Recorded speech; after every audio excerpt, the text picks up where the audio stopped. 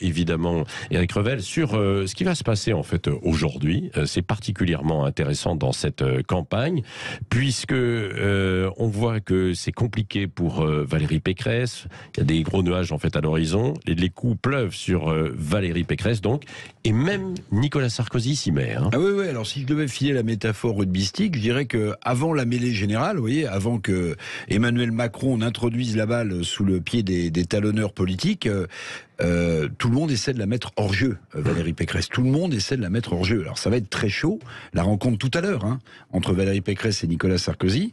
La candidate LR pourra peut-être d'ailleurs demander à l'ancien chef de l'État s'il l'a vraiment qualifié de pain-bêche, comme le rapporte le Canard enchaîné. Ce qui est certain, c'est que les propos tenus par Nicolas Sarkozy dans le Figaro, alors si je suis de bonne humeur ce matin, je dis qu'ils sont pas très élogieux.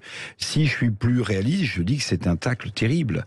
Nicolas Sarkozy dit c'est une techno, alors elle bosse peut-être mais elle imprime pas, elle est inexistante.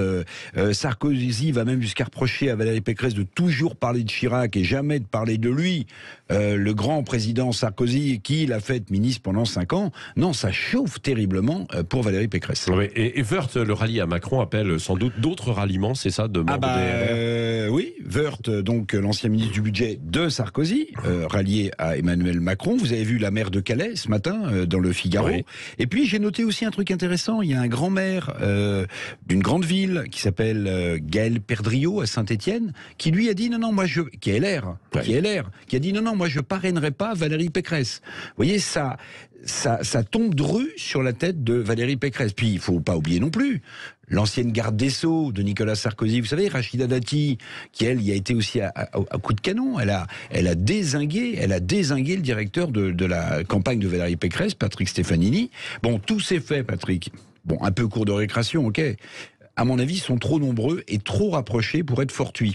Je pense qu'il y a une stratégie macroniste, de cibler Valérie Pécresse. Alors ok, il y a un début d'incendie chez Pécresse parce que les sondages glissent et ne se tiennent pas. Mais il y a quelque chose qui se passe dans le camp des Républicains juste avant l'entrée en campagne d'Emmanuel Macron. Et on connaît tous trop la politique pour imaginer que tout ça est un hasard et n'est pas calculé. Oui, et le meeting de Pécresse ce week-end à Paris, c'est un tournant ou pas ? Bien sûr, c'est un tournant. Et là aussi, je rajoute dans la louche de l'analyse, vous vous rendez compte ? Tout ce qui arrive à Valérie Pécresse, ça arrive en 3 jours, en 4 jours, juste avant sa rencontre avec Nicolas Sarkozy, et juste avant son meeting qui se tient dimanche au Zénith à Paris, qui doit être, évidemment, pour la candidate LR, une façon de se relancer ou de se donner un peu d'air. Et puis regardez, Zemmour, je ne sais pas si vous l'avez vu, il a repris à son compte le travailler plus pour gagner plus de Sarkozy.